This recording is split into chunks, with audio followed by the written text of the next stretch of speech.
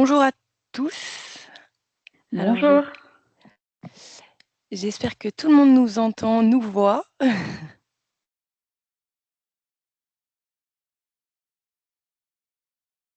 On va attendre encore une petite minute pour faire entrer les participants dans la salle d'attente et puis après on commencera pour rester, dans le timing.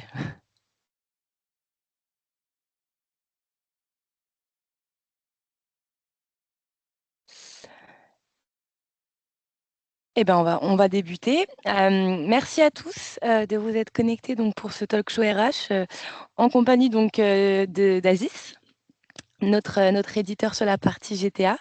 Donc, comme vous l'avez compris, aujourd'hui, on va discuter ensemble notamment des enjeux liés à la GTA, que ce soit sur la partie légale ou même sur la partie organisationnelle.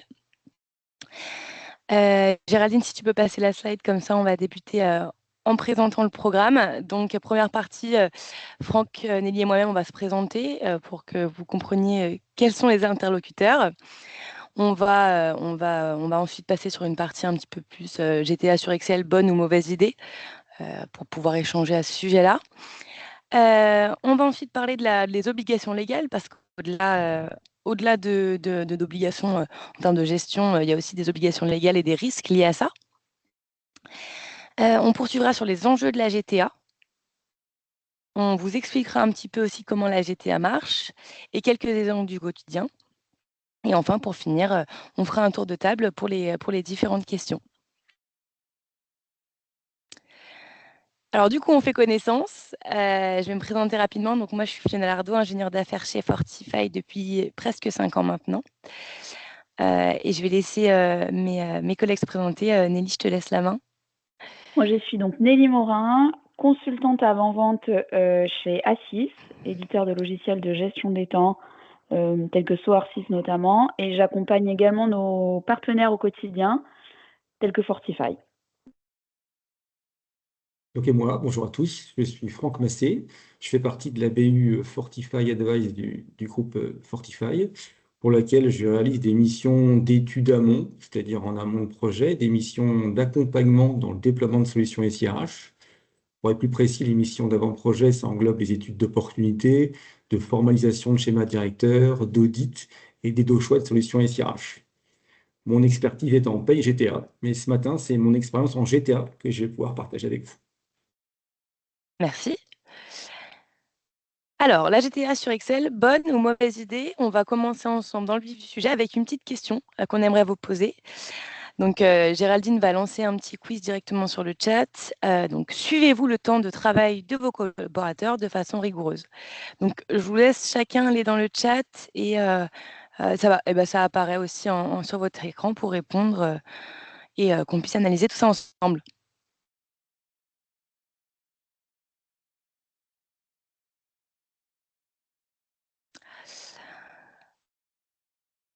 Alors, on voit en direct les réponses de chacun.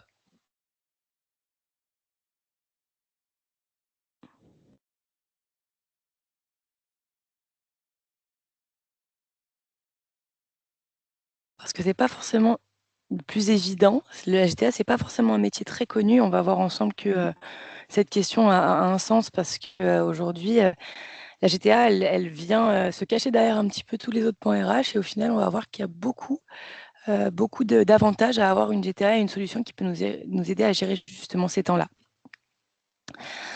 Je crois qu'on Alors a là, une pour l'instant, tendance qui se dessine dans les résultats. ouais. Alors déjà, ce qui est intéressant, c'est qu'en général, ça a l'air de suivre les temps des collaborateurs. On a quelques réponses en non, mais principalement, on a la partie on essaye, mais on doit s'améliorer.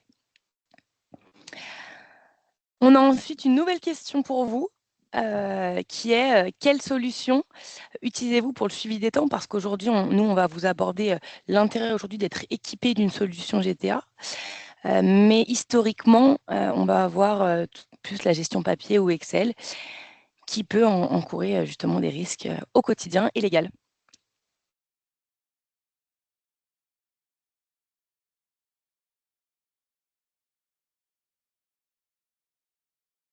On voit les réponses qui arrivent au fur et à mesure avec quelque chose d'un peu plus important sur la partie GTA dédiée, donc c'est intéressant. On a quand même de la gestion manuelle papier. Pas mal d'Excel aussi.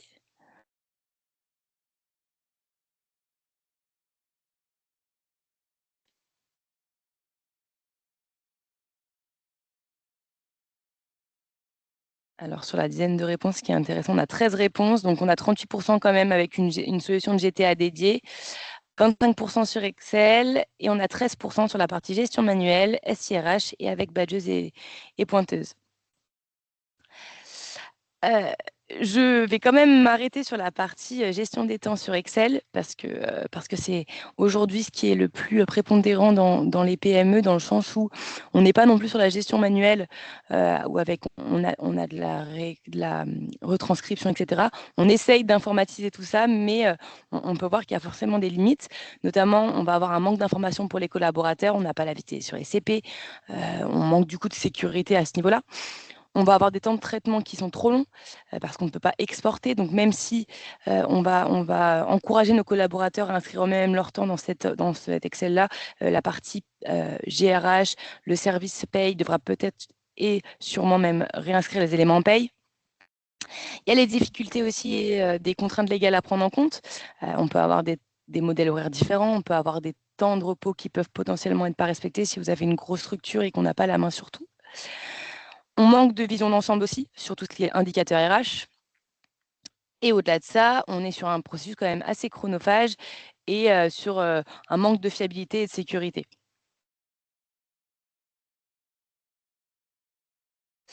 Je vais passer la main à Franck, justement, avec son expertise, qui va nous donner un petit peu les obligations légales liées à ça, parce que même si voilà, on parle d'organisation, il y a aussi toute une partie risque et légale. Alors avant, il faut quand même pas minimiser, hein. Chez les clients, on rencontre quand même des magnifiques tableaux Excel. Donc, c'est vrai que c'est quand même très, très beau. Bon, sur Avec le des belles côté, couleurs. avec des belles couleurs, non, mais voilà, c'est vrai que le Excel, effectivement, se retrouve souvent. Des saisies directes ou parfois, effectivement, des feuilles papier qui sont à ressaisir par les managers. Donc, d'un point de vue légal, le Code du travail, effectivement, stipule clairement que les employeurs doivent mettre à disposition de l'inspection du travail des documents permettant de comptabiliser les heures de travail accomplies pour chaque salarié. Je vous fais grâce de l'article, mais effectivement, c'est clairement stipulé, c'est pas une extrapolation.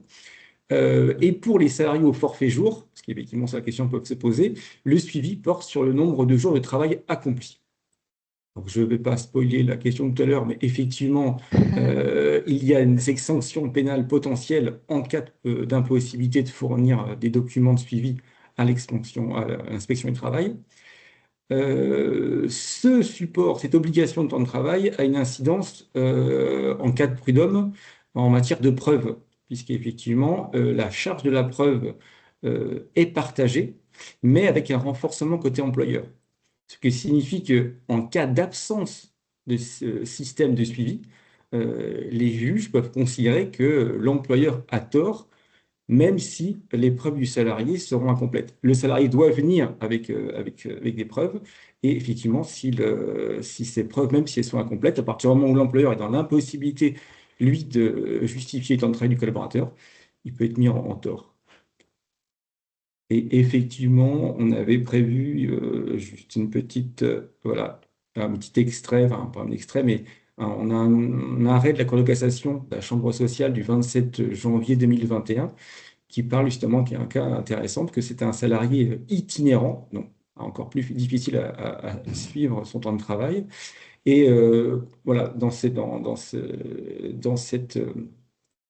arrêt, le salarié amenait des preuves, mais qui étaient considérées comme insuffisantes.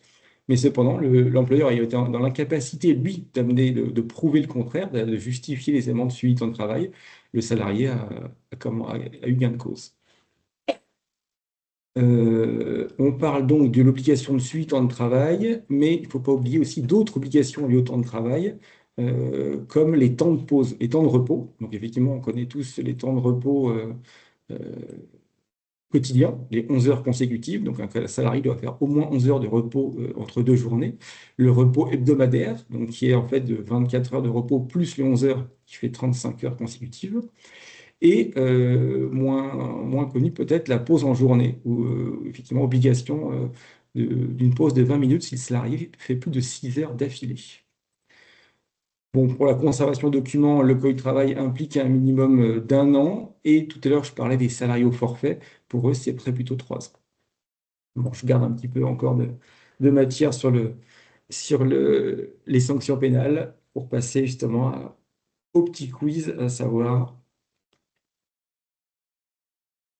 Parce qu'en plus, au-delà de la question, on va y répondre ensemble, mais suivre notamment, je rebondis sur les forfaits jours. C'est toujours problématique parce qu'il y a ce côté où on ne veut pas rentrer dans le contrôle parce que justement, l'importance d'un forfait jour, c'est qu'il n'y a pas de contrôle allié, mais en même temps, on a des obligations légales qui nous obligent, hein, à aller contrôler pas les temps, mais la présence d'un collaborateur. Effectivement, il y a le nombre de jours travaillés, mais il y a surtout, finalement, ce qui ressort le plus, c'est le temps de déconnexion. Là où pour un Complètement. collaborateur, on va être intéressé pour avoir du temps le temps de travail. Pour le collaborateur forfait jour, en plus des temps de repos, effectivement, on va savoir son temps de déconnexion pour savoir si il n'est pas enfin, s'il dépasse pas justement les fameux temps de repos hebdomadaire et journal et quotidien. Complètement. Ça me fait Euh, penser systématiquement, notamment au secteur du transport, où au-delà de l'aspect légal, il y a l'aspect sécurité. Et c'est un vrai enjeu de pouvoir mesurer le temps de pause, le temps de pause légal. Complètement. Tout à fait, je rebondirai dessus justement avec les. Donc j'en profite pour du coup poser la question haute voix, mais on a déjà des réponses. À votre avis, quel est le montant de l'amende pour une entreprise qui n'est pas en mesure aujourd'hui de présenter le décompte des temps de travail effectifs de ses employés? Alors on a des réponses qui se dessinent. Euh, pour l'instant, donc Franck, tu répondras à cette question, mais on voit que principalement les gens se portent plus sur 750 € par salarié. On a aussi un groupe on a 29% qui pensent que c'est 450 par salarié. Aujourd'hui, du coup, dis-nous, Franck, un petit peu, qu'est-ce qu'il en est? Donc, l'obligation, là, c'est bien 450 € par salarié concerné en cas effectivement d'impossibilité de transmettre comment l'inspection du travail les documents fournis, une amende de classe 3. Donc, bon, pour ne pas rentrer dans le détail, il n'y a pas une sanction, en fait, il n'y a pas une amende, enfin, une sanction, on va dire, c'est un peu dur, mais liée directement à l'article dont on parlait tout à l'heure. Mais c'est effectivement, comme il est un tout petit, c'est lié comment, le non-respect d'un autre article portant sur le Code du travail. Bon, effectivement, on peut comprendre les erreurs parce qu'il y a eu beaucoup de changements en 2024. Effectivement, auparavant, ça pouvait être 750, voire plus, si en fonction des articles sur lesquels on s'appuyait. Mais moi, sur lequel je voulais rebondir, c'était également ce que veut dire Nelly sur les risques, parce que en cas de non-respect des temps de repos qui peut amener à virer un accident du travail, là, les sanctions pénales sont beaucoup plus élevées, puisqu'effectivement, on parle alors de mise en danger de la santé et de la sécurité du salarié. Et là, la section pénale est pour les dirigeants et l'entreprise en tant que personne morale. Pour les dirigeants, l'entreprise, ça peut aller jusqu'à 45 000 € d'amende, donc on est loin des 450, et 3 ans d'emprisonnement. Et en cas de circonstances aggravantes, ne serait-ce que la récidive, ou même si plusieurs personnes sont impliquées dans un accident de travail, dans ce cas, l'amende peut être portée à 75 000 € avec 5 ans d'emprisonnement. Ça, c'est pour le dirigeant. Et l'entreprise en elle-même peut être sanctionnée à une hauteur de 225 000 € au minimum. Donc, effectivement, ce que disait Nelly, le risque lié à ce non-respect des temps de repos, s'il est accompagné d'un accident de travail, peut être très, très, très lourd de conséquences. Et ce qui est aussi après je dirais, par extrapolation, c'est que la mise en danger de la santé et sécurité des salariés peut aussi être impliquée en cas de burn-out, donc même en dehors d'accident de travail. Et c'est des risques aujourd'hui que je pense que peu d'entreprises ont conscience. Comme je disais en préambule tout à l'heure, la GTA, ça passe toujours un petit peu après. Notamment, la paye, bah forcément, c'est le cœur du métier, mais on va avoir toute la partie talent, entretien, formation, où on a un suivi et ça devient de plus en plus de plus en plus commun dans les structures de faire des entretiens annuels professionnels. Et la GTA, aujourd'hui, ça reste, on le voit, ça reste quand même quelque chose de moins commun et de moins instinctif pour les entreprises. Les entreprises sont effectivement toutes équipées en général de solutions de paye, mais la GTA, c'est pas toujours le cas.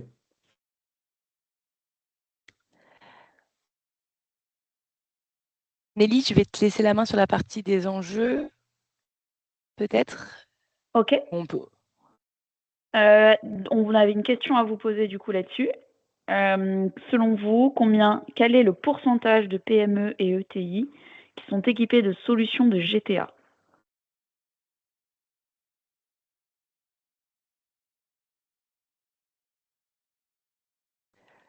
Sur cette partie-là, en fait, on va intervenir avec Nelly justement pour vous présenter un petit peu les enjeux, parce que moi, en tant qu'intégrateur GTA, j'en ai connaissance et Nelly, elle est au cœur du métier chez l'éditeur. Donc, effectivement, ça va nous permettre d'aller en préambule de l'importance d'avoir une GTA aujourd'hui. Oui, tout à fait. Alors, Alors, quelle est la tendance?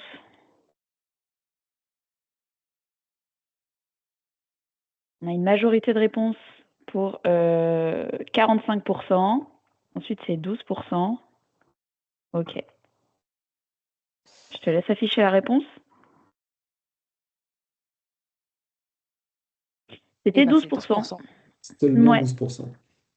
Et ça rejoint ce qu'on dit qu'aujourd'hui, en fait, il y a très peu de structures aujourd'hui qui sont équipées de la GTA, notamment quelques chiffres peut-être. Je voulais débuter donc sur les 12%, où on va avoir des PME et ETI. On est resté quand même sur quelque chose on ne va pas dans les startups ou les très grosses structures où là c'est un peu plus commun, mais sur les PME et ETI, on n'a que 12% justement des structures qui sont équipées.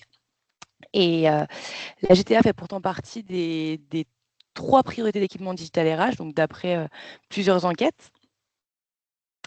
Un chiffre un petit peu marquant qui peut peut-être parler, on a quand même 73% des RH qui passent la moitié de leur temps sur les tâches administratives, et donc ça rejoint le côté chronophage, par exemple, de travailler sur Excel ou d'être sur du papier.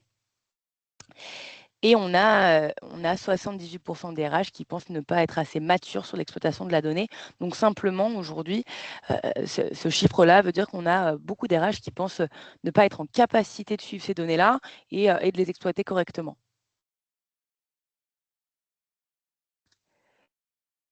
Aujourd'hui, sur les apports d'une solution GTA, on va en avoir plusieurs.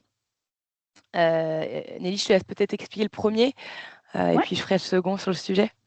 Bah, c'est un gain de temps en fait. J'y reviendrai tout à l'heure, mais on a un retour d'expérience de témoignages de clients qui ont réussi à quantifier le temps gagné par les RH tous les mois, et c'est assez conséquent. Pourquoi? Parce qu'on gagne du temps sur la rapidité d'élaboration des plannings.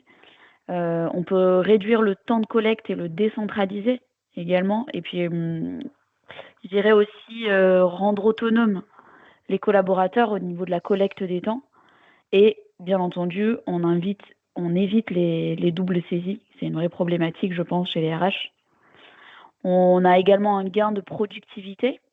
Ça va ensemble en général. Ouais, ça va ensemble, puisqu'on peut partager l'info et la partager en temps réel. Donc tout le monde y a accès. On améliore la réactivité.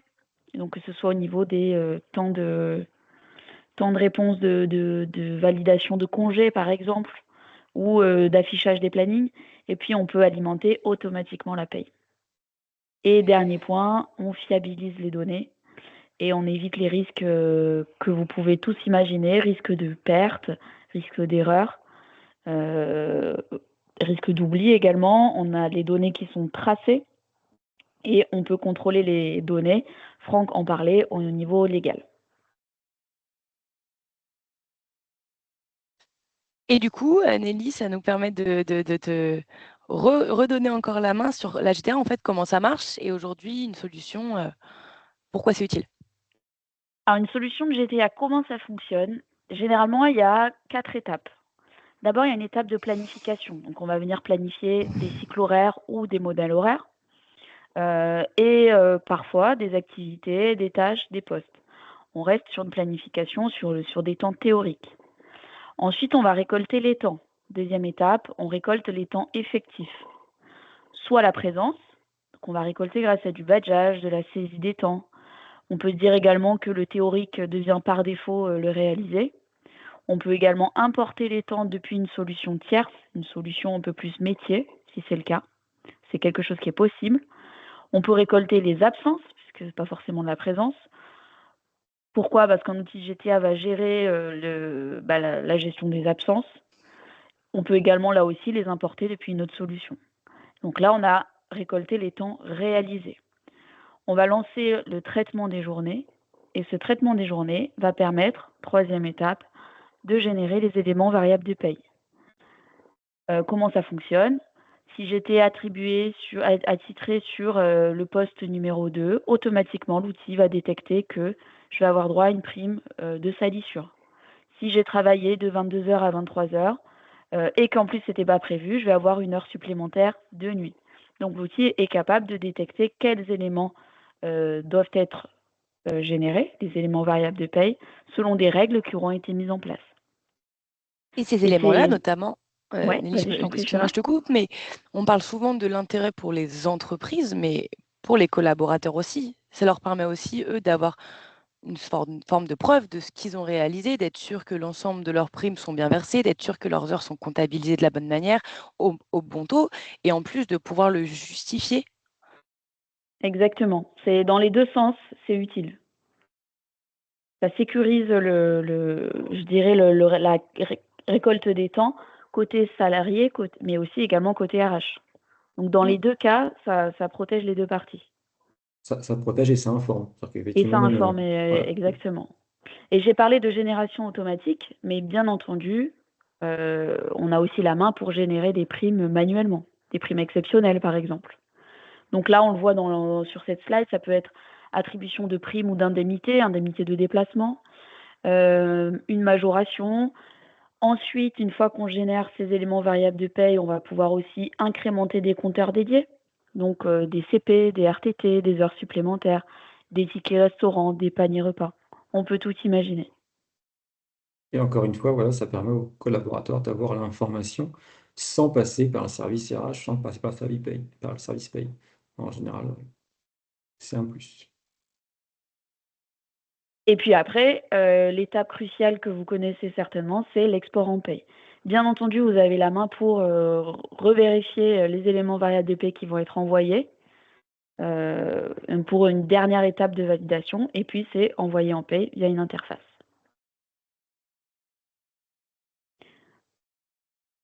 Quelles sont les fonctionnalités que propose SOAR 6 particulièrement? SOAR 6, c'est un logiciel de GTA à destination généralement des PME et ETI qui va permettre, on le voit ici, toutes les fonctionnalités, donc gestion des temps de présence et des activités, génération de planning, du badgeage et du pointage qui peut être physique, il y a des badges physiques ou virtuels, un portail salarié pour que chaque salarié ait accès aux informations qui le concernent, des alertes pour le manager lorsqu'il y a des demandes qui lui sont attribuées, une gestion des congés, une génération des variables de paye, on vient d'en parler, une aide à la planification qui va permettre de générer des anomalies, notamment réglementaires. Au moment d'enregistrer le planning, si je n'ai pas respecté le nombre de jours de repos sur le mois pour tel salarié, je vais avoir une anomalie qui ne me permet pas d'enregistrer le planning. C'est un exemple. On peut avoir un salarié qui est à temps partiel, qu'on a planifié trop d'heures, donc il faut lui faire un avenant. C'est qu'un exemple. Ce sont des anomalies qui peuvent être basées sur vos réglementaires, sur vos conventions collectives, et qui vont permettre de sécuriser tous vos processus RH. Du contrôle d'accès, donc là on parle d'accès physique à des locaux, de l'ouverture de portes. Mobilité sur smartphone ou tablette, puisque l'application est web responsive, donc les salariés peuvent saisir leurs demandes d'absence directement depuis smartphone par exemple, et les managers peuvent également les valider depuis smartphone. On peut consulter ses plannings, ses compteurs depuis ces appareils, et la possibilité pour finir de faire du reporting.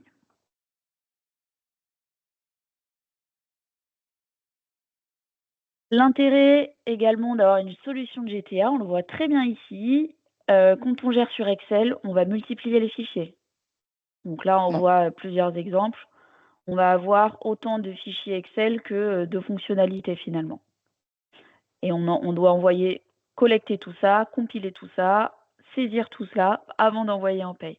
Alors que quand on est équipé d'une GTA, tout est centralisé, pas besoin de multiplier les fichiers et on envoie en paye en connaissance de cause, c'est-à-dire que toutes les informations sont fiables.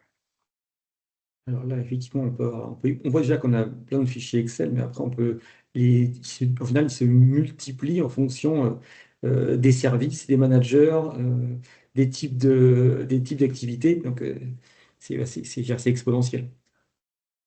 Complètement. Exactement.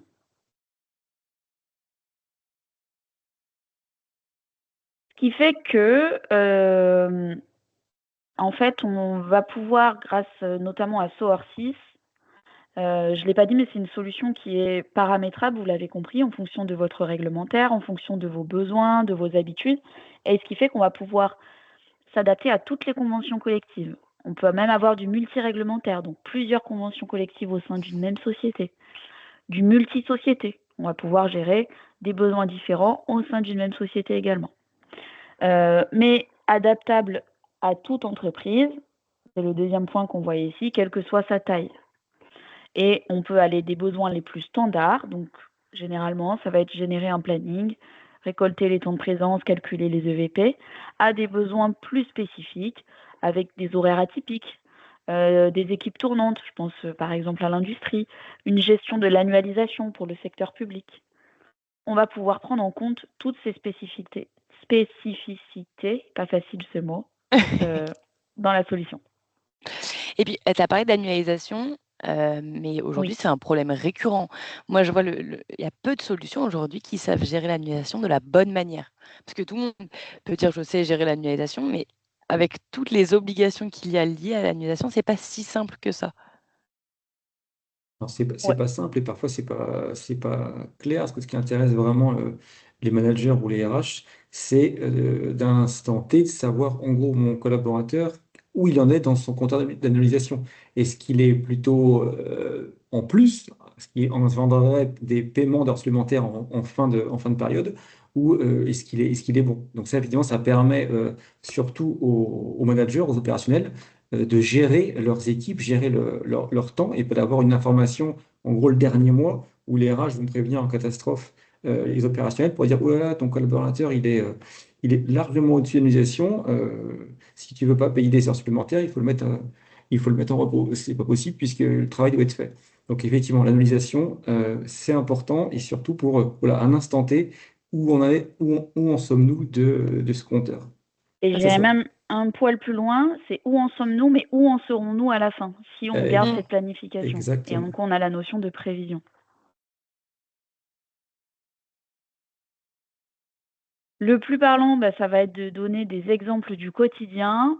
Si on parle des demandes de congés qui peuvent être réalisées sur papier, qu'est-ce que ça induit?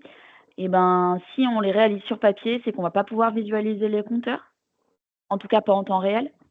On va avoir une sollicitation permanente des équipes RH, avec les demandes qui arrivent une par une, de façon physique dans le bureau ou par mail.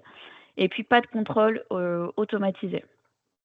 On voit tout dans les exemples. Je pense que Fiona, tu dois en voir aussi.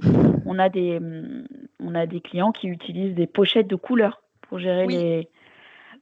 les congés avec l'état de validation. Avec derrière, on imagine tous les risques que ça induit, les risques de perte notamment. D'oubli aussi D'oubli. et surtout, le fait d'accepter des congés. Tu as parlé de visualisation de compteurs, mais il y a aussi toute la partie, en fait, si j'accepte le congé à cette personne, est-ce que ça va pas déséquilibrer mes équipes RH? Dans ma production, est-ce qu'aujourd'hui j'ai assez de personnes planifiées? C'est surtout tout ça derrière aussi, ça peut peut-être, imputer des risques, à l'entreprise. Ouais, et également, et j'y pense, c'est la frustration aussi des salariés qui Mmh, attendent parfois plusieurs jours d'avoir une réponse parce que ça prend du temps de valider, exactement. de vérifier. C'est ça. Alors que quand c'est digitalisé, on le voit sur l'écran, déjà on va avoir ces infos qui sont disponibles sur tous les supports. On va pouvoir contrôler les demandes, contrôler les soldes en temps réel, avoir une visualisation individuelle et partagée. Et voilà, j'y reviens, mais mise à jour des compteurs en temps réel. Et ça évite des clients qui, tous les jours, sont dérangés parce que les salariés ont besoin de connaître ne serait-ce que leur jour, leurs droits. Et là, ils ont juste à se connecter sur leur espace, même sur leur smartphone, et consulter les soldes. Consulter les soldes et avoir le suivi. Après, effectivement, où en est ma demande? Lorsque c'est C'est ça. papier, la demande, elle est Oui. où? Ah, dans une bannette. Oui, c'est important de voir où on en est dans le workflow. Et d'ailleurs, je rajoute que ces workflows de validation sont aussi paramétrables. On peut mettre un niveau de validation, donc le faire valider seulement par le manager ou seulement par le service RH, ou on peut imaginer plusieurs niveaux de validation en fonction de votre organisation. La gestion des plannings sur Excel, je pense que les images parlent d'elles-mêmes, mais c'est un processus qui est chronophage, qui ne va pas permettre de gérer les contraintes réglementaires, en tout cas pas en temps réel. Pas de partage en temps réel, source d'erreur également, et multiples ressaisies. Donc si je prends un exemple, dans le retail, où je ne sais pas, on n'a pas le droit de travailler plus de 3 dimanches par mois. Avec un planning Excel, ça va être difficile à contrôler si on n'a pas une information de façon très visuelle avec les risques que ça implique. On n'aura pas d'alerte en temps réel. Alors que si on digitalise les demandes, c'est la slide après, et ben on va avoir de service RH qui n'a plus à se préoccuper de ça du coup. Et puis moi, pour donner un petit peu de profondeur à ton explication, nous, on a un client notamment qui possède énormément de magasins. Il a des pics, des pics hauts, enfin des pics hauts et bas en fonction de la saison. Et notamment, ça lui permet vraiment de planifier l'ensemble des éléments en fonction aussi de son besoin, parce que notamment, on peut avoir aussi de la charge capacité. Et je trouve ça très intéressant. Et il peut savoir que, par exemple, entre mai et juillet, il a besoin de tant de personnes à son magasin, alors qu'en septembre et jusqu'à décembre, il a besoin de moins de personnes aussi. Tout à fait. On était donc sur la gestion des plannings, c'est ça.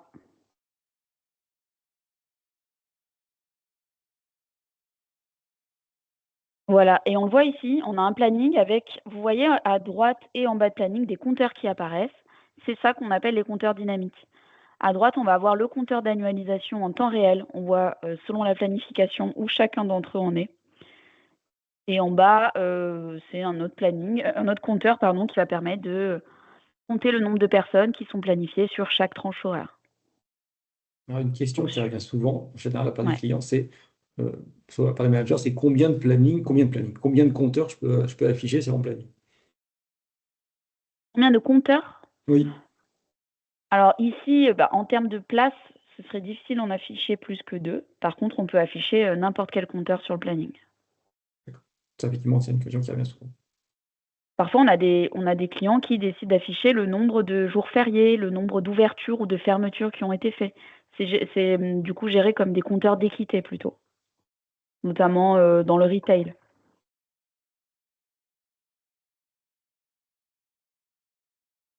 La transmission des EVP. Alors, on voit ici des feuilles de temps bi-hebdomadaires ou hebdomadaires. Là, on se pose la question, quelle est la fiabilité de la collecte? Quelle est la fiabilité de la donnée? On en a parlé déjà plusieurs fois, mais les risques de perte, les risques d'erreur. Ensuite, on a le temps de calcul des EVP et le temps de contrôle de ces fiches, qui est considérable pour les services RH. La ressaisie des absences et ensuite la ressaisie en paix. Je ne fais pas un dessin, mais ça prend énormément de temps. Et on avait un exemple, je pense à un exemple d'un client, donc c'était une usine, je crois qu'ils étaient environ 200 qui géraient les heures supplémentaires sur des fiches papier. Et résultat, certains employés n'étaient pas correctement payés. Et là, on a le risque de créer des tensions également avec la direction. On n'y pense pas toujours. Et également une entreprise qui doit régulariser plus tard les paiements qui sont en retard. Donc, encore plus de temps. Et encore, le risque légal, hein, je remets une couche dessus, mais au prud'homme, demain, le collaborateur, en fait, il a tous les éléments pour dire, mais en fait, j'ai pas été payé telle heure, telle heure, telle heure. Donc c'est gagné d'avance par le collaborateur.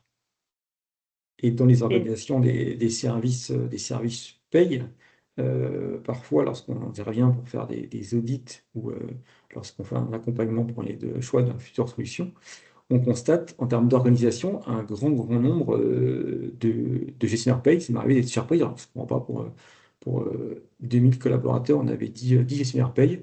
Pourquoi? Parce qu'effectivement, bah, voilà, la saisie des EVP, eh ben, elle est à la main. Donc en fait, l'essentiel de leur travail, c'est les saisies de temps. Donc voilà, le, le terme chronophage, effectivement, est appuyé. On se retrouve à avoir des gestionnaires paye qui font de la saisie euh, plutôt que de faire finalement des contrôles de paye. Justement, on a un client qui est PCB Création, c'est une chocolaterie, qui est le fameux client qui a témoigné et qui nous a dit que après avoir mis en place SOAR6, donc solution de GTA, ils allaient gagner 2 jours par mois. C'est Si vous vous énorme. rendez compte, sur une année, c'est énorme. 2 jours par mois pour clôturer la paye. Et donc, on le voit ici, hein, quand on a une GTA, ben, on va pouvoir déjà avoir plusieurs modes de collecte au sein d'une même société. Donc, on peut avoir des salariés qui badgent, d'autres qui déclarent, d'autres qui sont au forfait jour. On va pouvoir avoir des alertes si anomalies. Anomalie, je pense, un salarié qui aurait déclaré trop d'heures ou qui aurait oublié de faire ses déclarations. On va avoir des anomalies en ce sens et une automatisation des calculs des EVP. Et bien entendu, interface avec la paye. On voit ici que le salarié va pouvoir pointer également sur smartphone avec une application web responsive. Donc en 2 clics, il va pouvoir réaliser ses pointages, voire même du pointage analytique. Et les congés pouvant être également demandés sur smartphone et validés sur smartphone par le manager. Donc on a une transmission des EVP qui se fait de façon fluide et presque transparente en fait, une fois que c'est en place.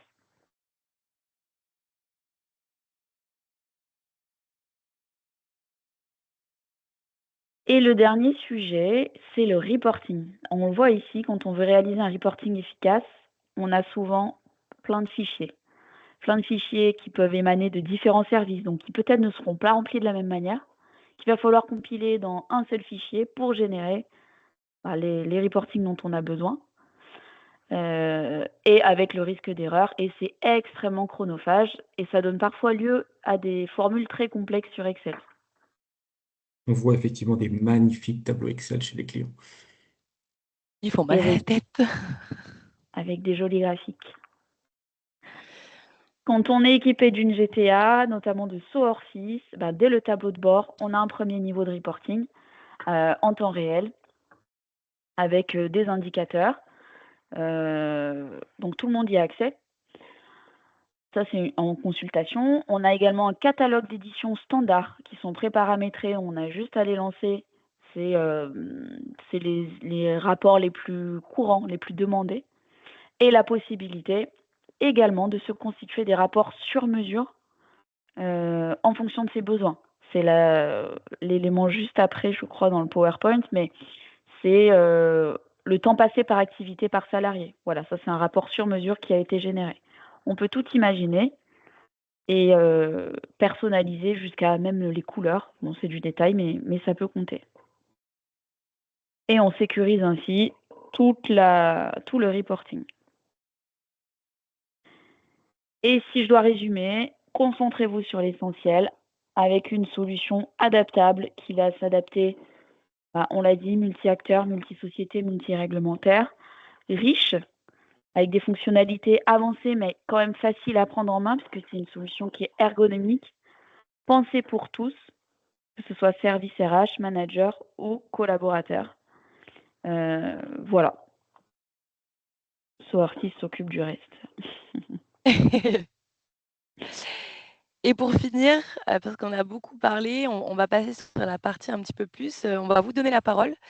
J'ai vu qu'il y avait déjà des questions qui ont été posées. Mais si vous avez des questions, n'hésitez pas à les poser dans le chat. Et on va y répondre tous ensemble. Je vois une question. Donc, bonjour, votre solution permet-elle de gérer plusieurs modes d'annualisation? Nelly, je te laisse répondre. Tout à fait. On peut gérer plusieurs modes d'annualisation au sein même d'une même société. C'est-à-dire plusieurs règles, en fait, plusieurs règles de Plusieurs suivi règles. C'est ça.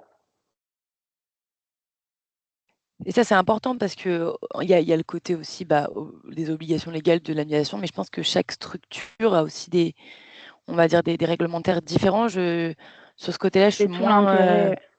Des sites différents, par exemple, voilà, ou des sociétés qui auraient racheté d'autres sociétés avec des règles différentes par société. Voilà. Donc, effectivement, c'est un classique d'avoir des règles d'annulation différentes par site ou Et par... effectivement, l'outil va permettre de s'adapter aux multiples façons de gérer l'annualisation, la modulation du temps de travail. En fait, du moment qu'il y a une règle, on va pouvoir la mettre en place. La règle, c'est qu'il faut qu'il y ait une règle, justement. Exact, c'est bien résumé. C'est bien dit, hein? Et j'ai une nouvelle question. Quel serait votre conseil principal lorsqu'on souhaite mettre en place une GTA dans son entreprise? Je vous laisse peut-être répondre à ces éléments-là. Moi, j'en ai un Voilà. petit peu en tête, mais j'ajouterai peut-être des Ouais, éléments. effectivement, le premier conseil avant de se lancer, c'est de compiler son réglementaire. Effectivement, de faire un recensement avant de lancer le projet des différentes règles liées à GTA. Les astreintes, les analysations, les modélisations. Effectivement, c'est la première chose pour pouvoir effectivement demander à l'éditeur de mettre en place. Il faut déjà connaître ces règles et de manière exhaustive. Et Généralement, d'ailleurs, juste pour rebondir sur ce que tu dis, Franck, pour tout début de projet, on a l'habitude d'envoyer ce qu'on appelle un formulaire de pré-étude et qui vous aide à identifier de quelles informations vous avez besoin pour démarrer le projet. Ça va être le nombre de motifs d'absence, l'annualisation, la façon de la gérer, une gestion d'un compteur de CET ou pas. Et on vous aide à vous interroger sur ces éléments-là, justement. Et je rebondis encore plus, j'allais dire, moi, en tant qu'avant-vente commerciale, etc., le plus important, je pense, pour les structures, pour c'est de poser les choses, en fait. Un cahier des charges, tout simplement, de savoir, de lister simplement les règles qu'on utilise, nos habitudes. Ça a l'air anodin comme ça, on pense parce qu'on les utilise au quotidien, qu'on sait les lister et qu'on sait les Mmh. expliquer, mais c'est pas si simple que ça. Et nous, ça permet côté intégrateur de mettre en place des choses de manière plus carrée parce qu'on suit vraiment vos réglementaires. Je vois une question. Bonjour, avez-vous des sociétés dans le BTP? Car pour les congés, nous dépendons de la caisse CIBTP et effectivement, ça complexifie le suivi. Alors, pour Fortify en direct, nous, on en a. Pas de problème. Je pense que toi aussi, Nelly. Oui, Euh, tout à fait, ouais. Et c'est vrai après, qu'on avait. Oui, oui. effectivement, je vous laisse, Claire, je vous laisse nous contacter après le webinaire pour qu'on vous explique un petit peu comment c'est géré et vous donner des références aussi si besoin. Bonjour, est-ce que la solution est adaptée à une déclaration d'activité pour des techniciens itinérants? Tout à fait. On a la possibilité, on l'a vu, d'avoir du badgeage virtuel. Donc, ils peuvent badger sur smartphone ou déclarer a posteriori les activités qui ont été réalisées. Donc, on a ces deux possibilités pour les techniciens itinérants. Pareil, vous verrez par la suite, on vous laissera nos contacts pour pouvoir échanger avec vous et vous faire une démonstration personnalisée aussi avec vos règles et vos éléments. Alors, j'ai l'impression qu'il n'y a plus de questions. On est à 11h45, on a tenu le timing et ça, c'est un Magnifique. exploit. C'est magnifique. Et je vais vous afficher donc nos coordonnées ici pour que vous puissiez nous contacter. N'hésitez pas donc directement sur notre site web ou sur nos adresses mail perso. On reprendra contact avec vous, on organisera tout ça. Le mot de la fin, merci à tous en tout cas d'avoir été présents sur ce webinaire. Merci Franck, merci Nelly pour vos Merci à connaissances. vous également. Et on mettra à disposition donc le webinaire en replay et on vous enverra par la suite la présentation. Et on est disponible au besoin, en tout cas, s'il y avait d'autres questions auxquelles on n'avait pas répondu. On vous met un petit, on va dire un questionnaire de satisfaction. Nous, ça nous permet aussi de pouvoir organiser de nouveaux webinaires. Et puis, si vous avez des idées de sujets, notamment, n'hésitez pas et on organisera ça. Merci à tous. Merci à tout le monde. Bonne Merci, bonne journée à fin de tous. journée. Au revoir. Au Bonne revoir. journée.